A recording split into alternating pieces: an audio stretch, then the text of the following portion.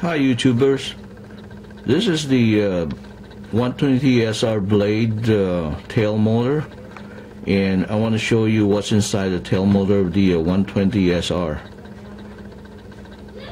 I have already opened the back.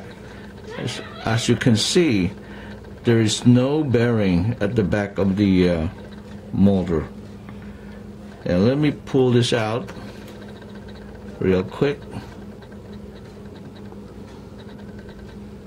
This is the inside of the or the winding of the tail motor of the Blade 120 SR. This is it. There's only one bearing in the front, and this is how you put it back.